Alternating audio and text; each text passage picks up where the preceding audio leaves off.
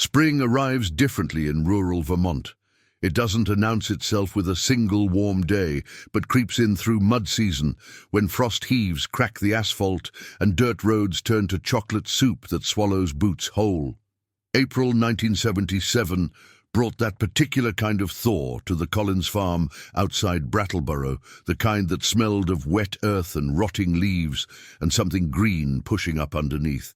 Michael Collins, 10 years old with a cowlick that refused to stay flat no matter how much his mother fussed with it, left his red radio flyer wagon by the back porch that Saturday afternoon. The wagon's white lettering was chipped, one wheel squeaked, and inside sat a collection of smooth river stones he'd been gathering all week, each one chosen for its particular smoothness or unusual color. His muddy sneakers sat by the door in a pool of brown water, laces still tied the way he always left them.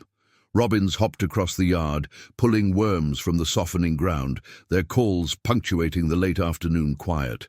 Michael shouted something about needing batteries for his flashlight, grabbed his blue windbreaker from the hook by the stairs, and pedaled his Schwinn down the gravel drive toward Patterson's General Store, 2 miles south on Route 9. The sky was that pale watercolor blue, unique to early spring evenings, the sun still warm despite the lingering chill in the shadows. By dusk, only his bicycle tire tracks remained in the mud near the roadside pullout, cutting off abruptly where pavement met gravel, as if the earth itself had swallowed him whole. His mother Ellen noticed first when the kitchen timer went off for dinner and Michael's chair stayed empty. She waited 15 minutes, then 20, before walking out to the road to look for him. By 6:30, she was calling neighbors, her voice still calm but with an edge that made people listen. By 7, the volunteer fire department was combing the roadside ditches with flashlights, their beams cutting through the gathering darkness. By midnight, the state police had established a command post in the high school gymnasium, and by Sunday morning, bloodhounds were working a scent trail that ended inexplicably at the edge of Route 9, suggesting a vehicle had been involved. The dogs circled the same spot repeatedly, confused and agitated, unable to pick up the trail beyond that single point. If you're watching this story unfold and wondering how a child could vanish so completely in broad daylight, hit that subscribe button and drop a comment telling us where you're watching from, because this mystery spans decades and crosses lines nobody expected. The initial 48 hours moved with the frantic energy of hope still intact. Helicopters equipped with thermal imaging swept the forested hillsides, their rotors echoing through the valleys. Divers checked Whetstone Brook, despite the spring runoff, making the water fast and dangerous, the current strong enough to sweep away anything in its path. A sketch artist worked with Mrs. Patterson from the General Store, who remembered a drifter in a faded denim jacket asking about work earlier that week. His accent not quite local, his eyes difficult to meet. That composite drawing appeared on telephone poles and in newspapers across New England, distributed to police departments, truck stops, and bus stations throughout the region. Michael's father, Robert, a dairy farmer with hands perpetually stained by work and a quiet manner that concealed deep emotion, walked the same 2-mile stretch of Route 9 over and over, as if his son might materialize through sheer force of repetition. He knew every culvert, every driveway, every stand of trees along that route. Ellen kept Michael's dinner plate on the table for 3 days before Robert gently removed it one morning while she was outside hanging laundry. The volunteers numbered in the hundreds that first week, organized search parties, moving in grid patterns through the woods and fields. By week 2, the numbers had thinned to dozens. By month 3, only the core team of police investigators and a handful of dedicated neighbors continued active searching, their determination hardening into something more grim and procedural. The toll settled in slowly, the way water damage creeps up a wall, invisible until the structure begins to rot from within. Robert's dairy operation began to suffer as he missed milkings to attend search coordination meetings, the cows' routines disrupted, production declining. Ellen developed insomnia, and would be found at 3 in the morning, sitting at the kitchen table with Michael's school photo, tracing his face with her finger, memorizing features that were already burned into her memory. Their savings account, modest to begin with, drained into private investigator fees and printing costs for increasingly sophisticated missing child flyers that went out to wider and wider circles. Birthdays became landmines. Michael's 11th came and went unmarked, except for the cake Ellen baked and left untouched on the counter. The unused bedroom upstairs stayed exactly as Michael had left it, his rock collection arranged on the windowsill catching morning light, his homework from the Friday before still on his desk with a gold star sticker from Mrs. Henderson for a math test he'd aced. The marriage strained under the weight of two different grief styles, Robert's silent, grinding determination versus Ellen's need to process every possibility aloud, to talk through scenarios and theories and what-ifs until Robert had to leave the room to breathe. Their younger daughter Sarah, only 6 when Michael disappeared, grew up in a house haunted by an absence that shaped every holiday, every family photo, every casual question from classmates about siblings. She learned early not to complain about anything, aware that her presence was both a blessing and a reminder of what was missing. The investigation followed protocols that seemed thorough in 1977, but would later reveal critical gaps that no one could have anticipated. Detectives checked local sex offender registries, though they were far less comprehensive than modern databases. They interviewed transients passing through on the interstate, truck drivers who regularly traveled Route 9, and anyone who had been seen in the area that weekend. They followed up on dozens of reported sightings that led nowhere. A boy in Massachusetts who turned out to be visiting relatives, another in New Hampshire who was simply walking home from a friend's house, a third in Maine who didn't even match Michael's physical description. A promising lead emerged in July when a boy matching Michael's description was spotted at a rest stop in upstate New York. And for 3 days the family lived in suspended animation, waiting for confirmation. The child turned out to be a runaway from Albany, not their Michael, and the false positive felt like a second loss, hope extended and then crushed. The drifter sketch was distributed nationally, but never matched anyone in criminal databases or led to any concrete suspect. Technology advanced slowly in those years, frustratingly so for families seeking answers. The FBI's violent criminal apprehension program wouldn't launch until the next decade. DNA profiling was still theoretical science confined to laboratories in England, not yet applicable to criminal investigations. The primary tools available were paper files, witness memory, and the determination of detectives who worked these cases in addition to their regular caseloads. Detective Frank Morrison, who headed the investigation until his retirement in 1995, kept Michael's file on his desk for 18 years, reviewing it regularly, adding notes, following up on any new information, no matter how tenuous.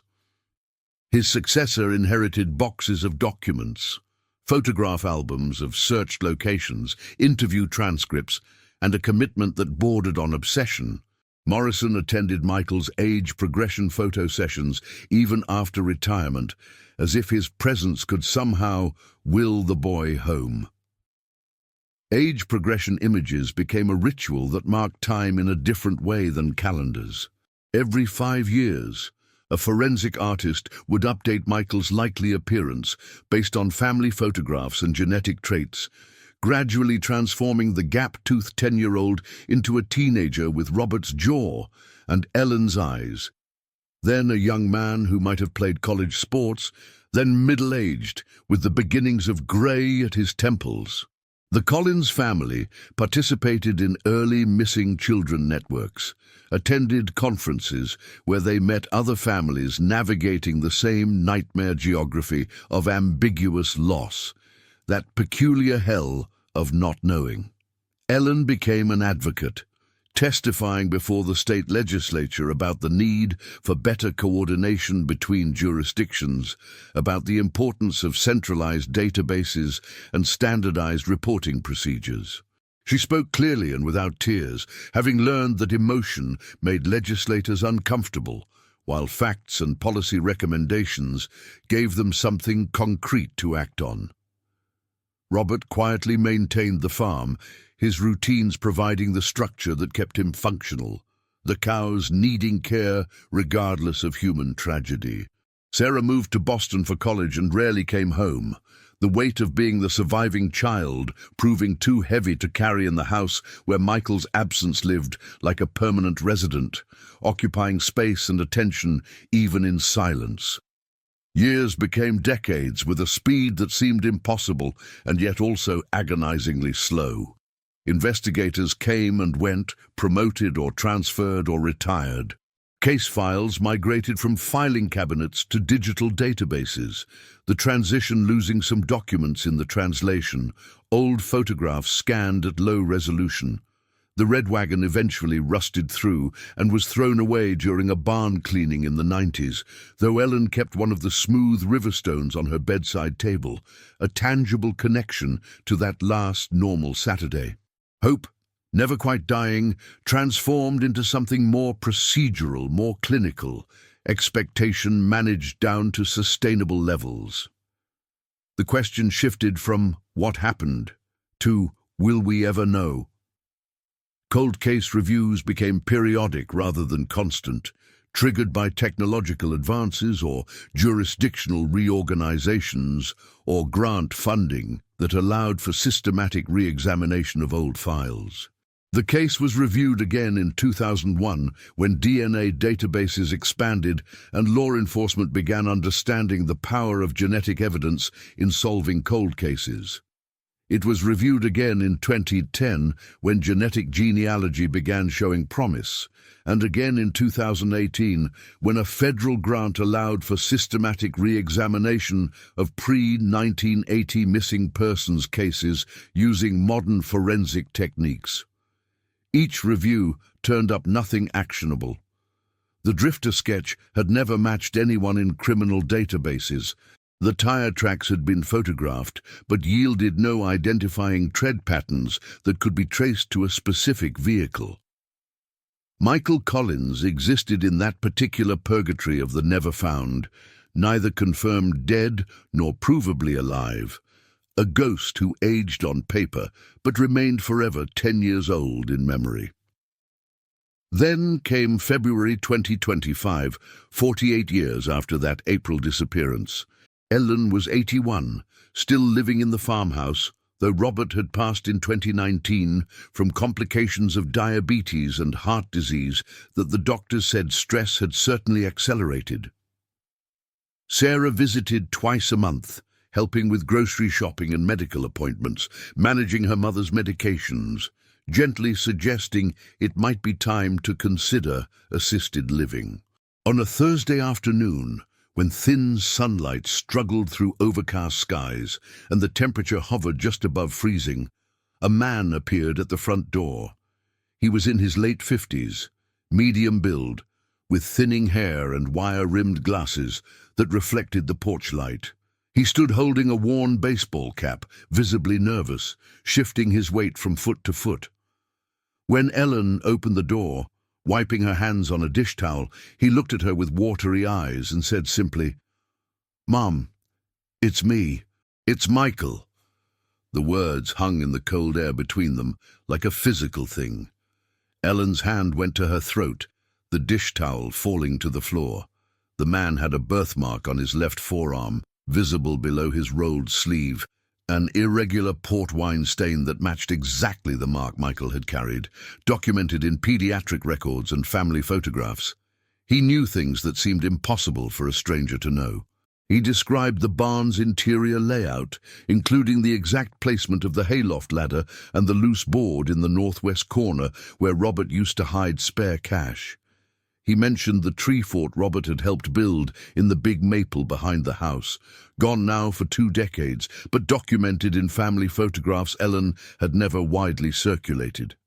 He spoke about his rock collection, about the squeaky wheel on the Red Wagon, about Mrs.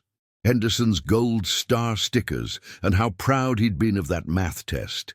He remembered the name of their old collie, Sam, and how the dog used to sleep under his bed.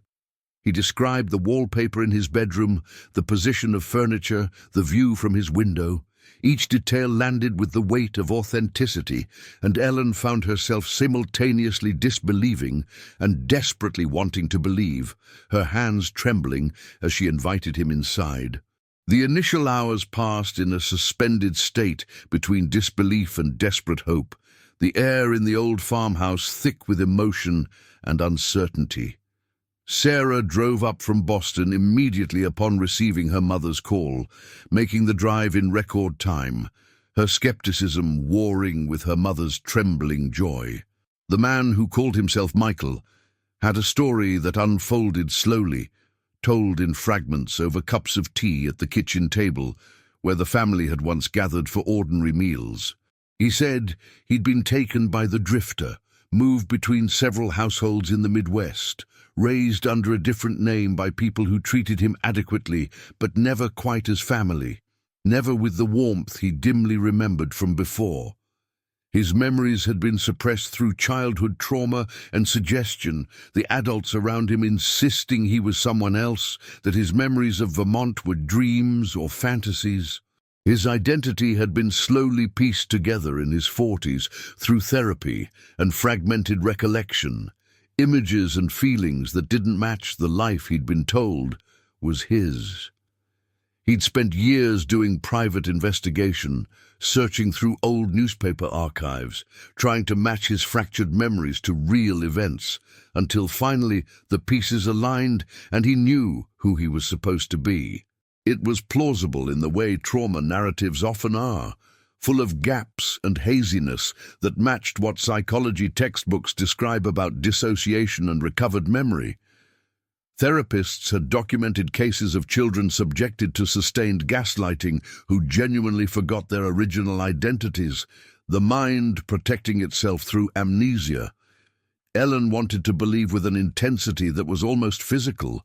She kept reaching out to touch his hand, his arm, as if tactile contact could confirm what her eyes were telling her. Sarah watched with a detective's caution, noting inconsistencies, even as she hoped against hope that this was real.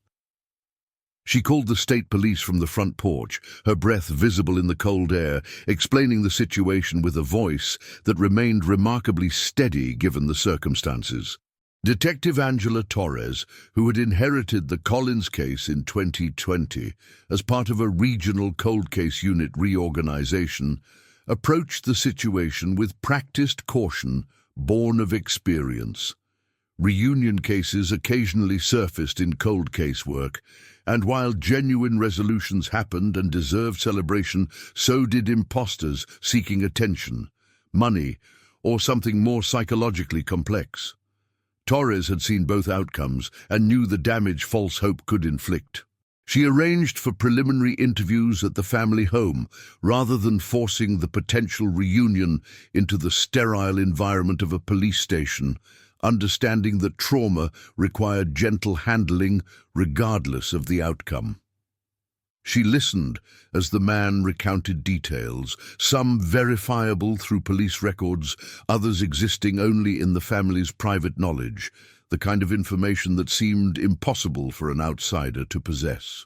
He seemed authentic in his emotional responses, tearing up when describing the rock collection, his voice catching when he mentioned his father's absence and the guilt he felt for not being there when Robert died. But Torres had worked fraud cases before, had interviewed con artists skilled enough to fool polygraphs. She recognized the difference between remembering and reciting, between lived experience and well-researched performance. Small inconsistencies emerged as the interviews continued over the following days. He described the kitchen wallpaper as yellow when it had been blue, a detail preserved in old photographs. He placed the wood stove in the living room when it had actually been in the den. He mixed up which neighbor had owned which dog, attributing the collie to the Hendersons when it had been the Pattersons who kept collies.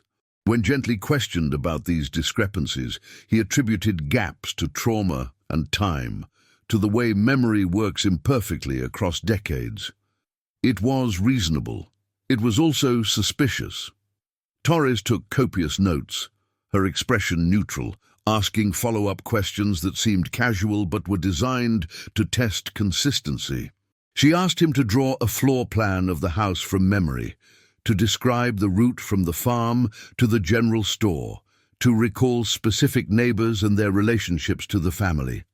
Some answers aligned perfectly, others missed by inches or miles. Protocol demanded DNA confirmation before any public announcement or official recognition. Torres expedited the processing, pulling favors to move the case to the front of the backlog at the State Forensic Laboratory.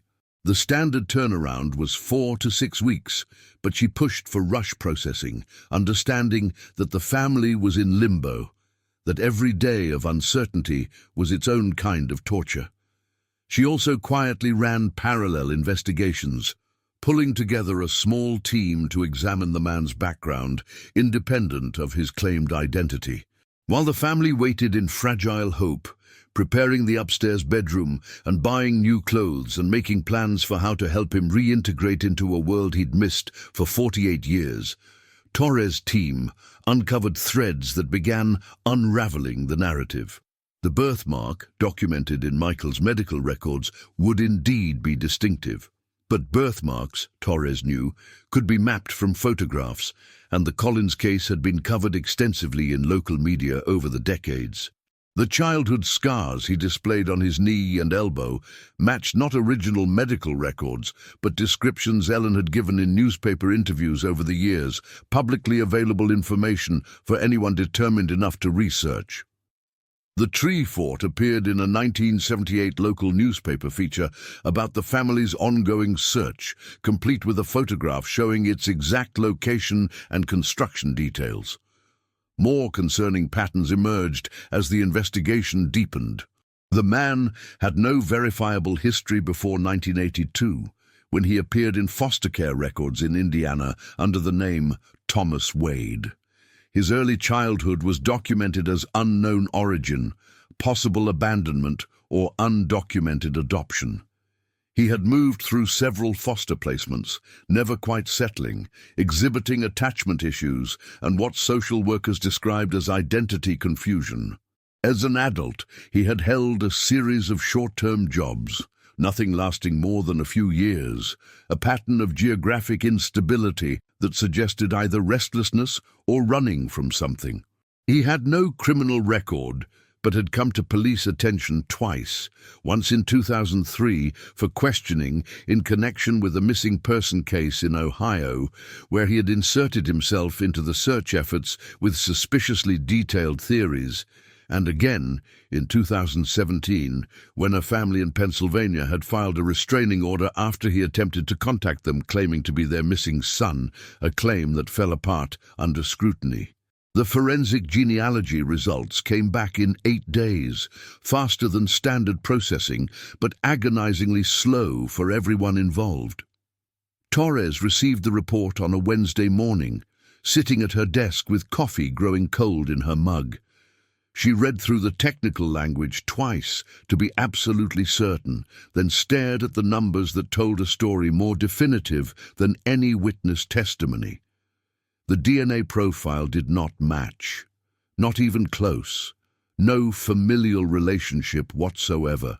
The man, claiming to be Michael Collins, was genetically unrelated to Ellen Collins and her daughter Sarah. The markers didn't suggest distant relation or adoption within the extended family. They showed complete genetic disconnection. Torres sat in her office for 20 minutes, studying the report and the accompanying charts before making the necessary calls.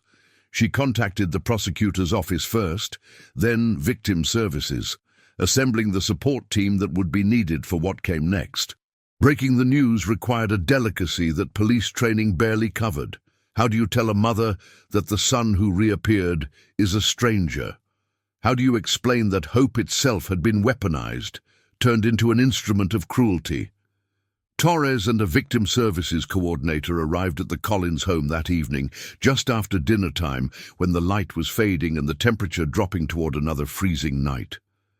Ellen knew from their faces before Torres said anything. The expression on the detective's face was professional sympathy mixed with anger, the kind of look that conveyed terrible news. Torres sat at the same kitchen table where the man had told his story and explained what the DNA evidence showed.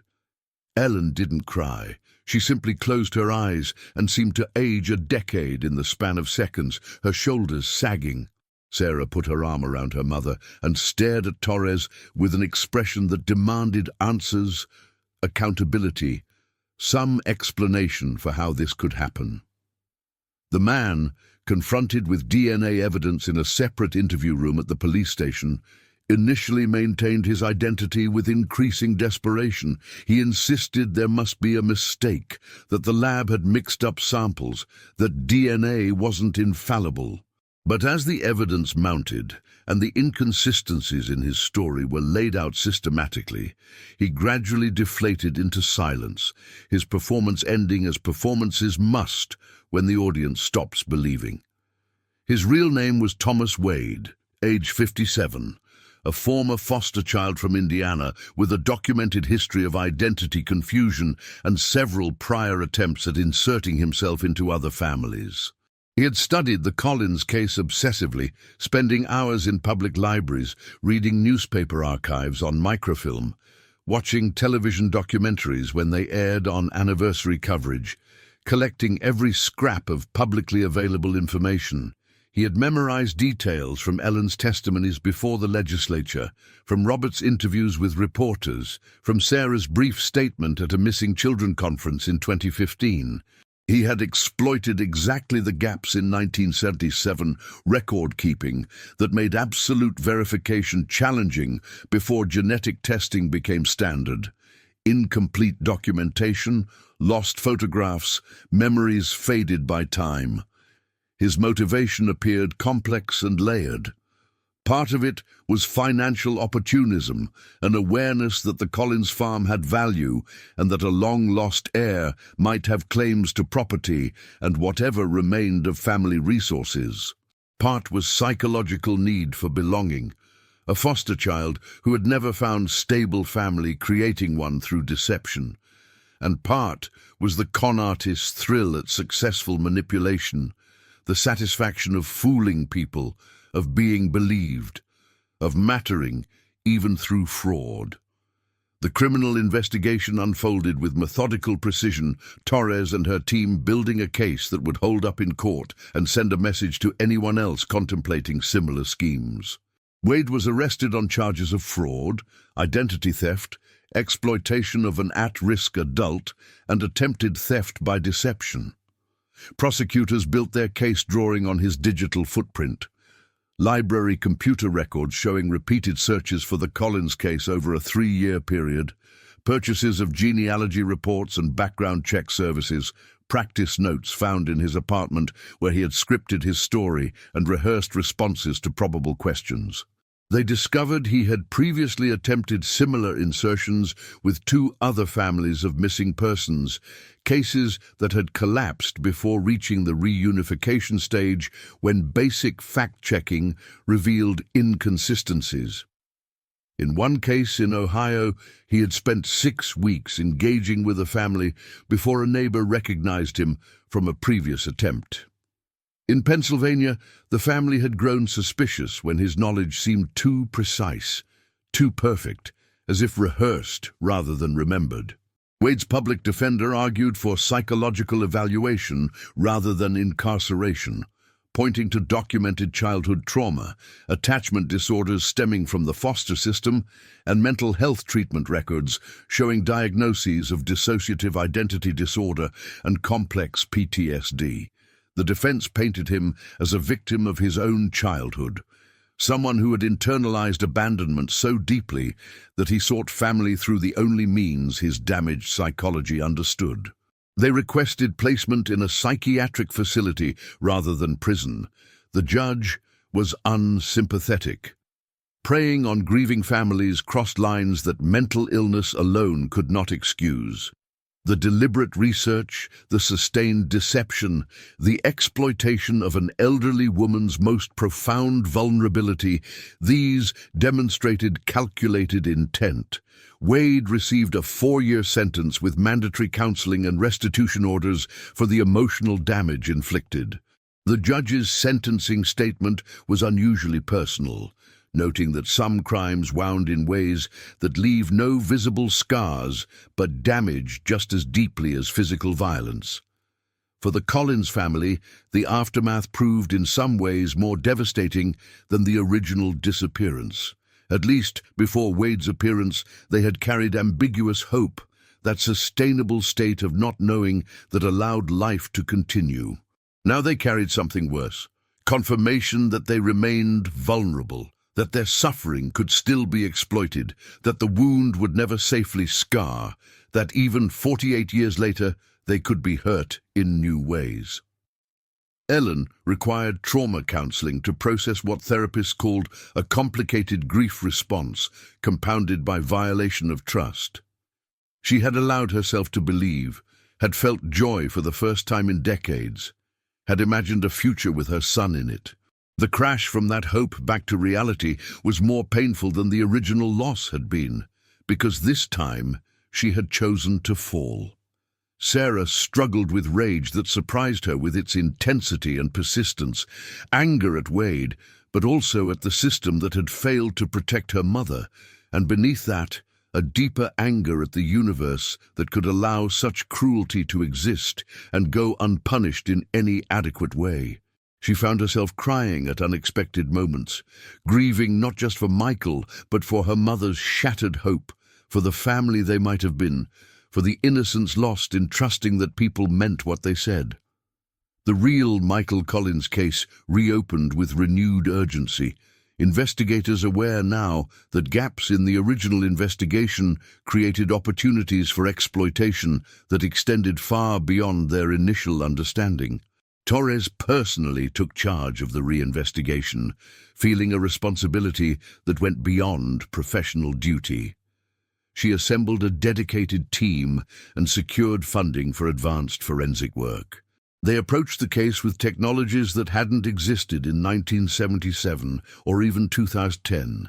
Improved DNA phenotyping that could predict physical appearance from genetic markers, forensic genetic genealogy that could build family trees from distant relatives, advanced database searches that cross-reference millions of records looking for matches and connections. They uploaded DNA extracted from Michael's preserved belongings into genealogical databases used by millions of people searching for family connections.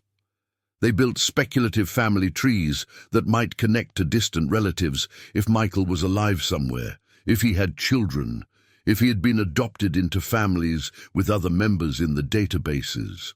They coordinated with cold case units across New England and beyond, cross-referencing unidentified remains discovered in the decades since Michael's disappearance against his genetic profile and physical characteristics. The case prompted immediate policy changes that rippled through law enforcement and victim advocacy organizations.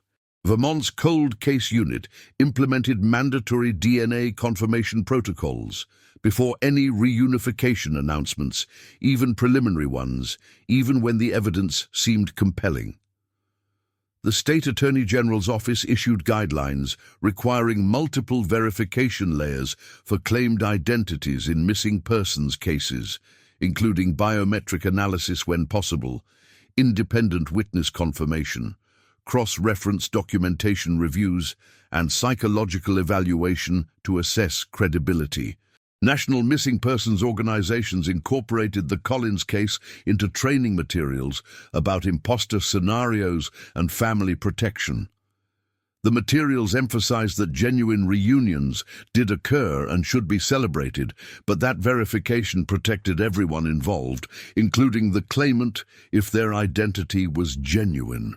Ellen Collins, despite her pain and the trauma of public exposure, agreed to speak at a conference about her experience, hoping other families might be spared similar violations. Her testimony was quiet, detailed, and devastating. She described the specific quality of hope weaponized against her, the way Wade had used her own memories as ammunition, the visceral shock of discovering that even grief could be stolen and commodified. The speaking engagement was her last public appearance. Ellen Collins passed away in September 2025, 7 months after Thomas Wade's arrest and conviction, 4 months after his sentencing. She died in her sleep at home, peacefully according to the medical examiner, her heart simply stopping during the night. The smooth river stone from Michael's collection was still on her bedside table, exactly where it had been for decades. A small grey stone with a vein of white quartz running through it. Sarah scattered both her parents' ashes in the maple grove where the tree fort had once stood. The ceremony, small and private, attended only by a few close friends and Detective Torres, who came in civilian clothes and stood at a respectful distance. Among the names read at the memorial service was Michael's, still missing, still loved, still mourned after 48 years. Sarah spoke briefly about her parents' enduring hope and the cost it had carried, about the importance of remembering victims not as abstractions, but as people who had lives and futures stolen from them.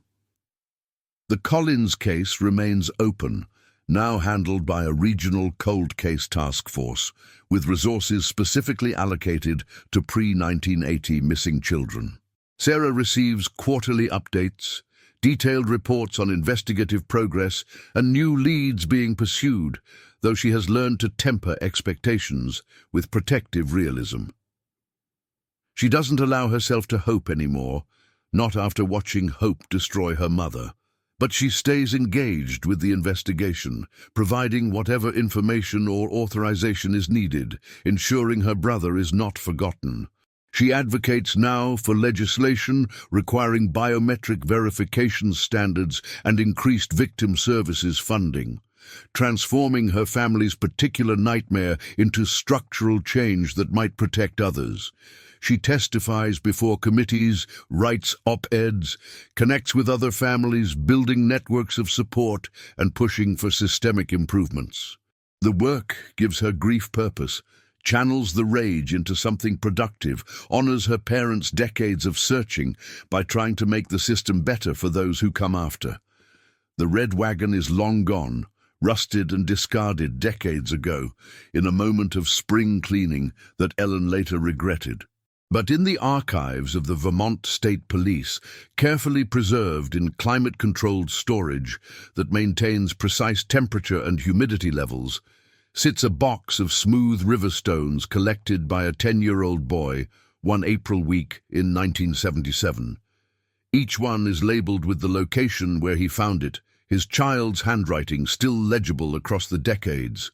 By the big rock near Patterson's, behind the barn where the fence is broken, in the creek past Henderson's field. The stones wait as evidence, as artifact, as memory, tangible proof that Michael Collins existed, mattered, and deserves to be found.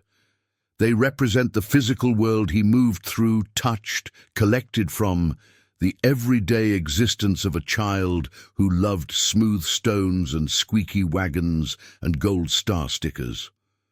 The investigation continues with new tools and renewed commitment. The protocols are stronger, informed by hard lessons about verification and protection. The families are better served by systems that balance hope with caution, that understand the need for both compassion and confirmation. And somewhere in the vast landscape of the unknown, the truth about what happened on that spring evening in 1977 remains, waiting to be discovered, waiting to be spoken, waiting finally to bring Michael Collins home, or at least to give his family the closure that comes from knowing, even if the knowing brings no joy.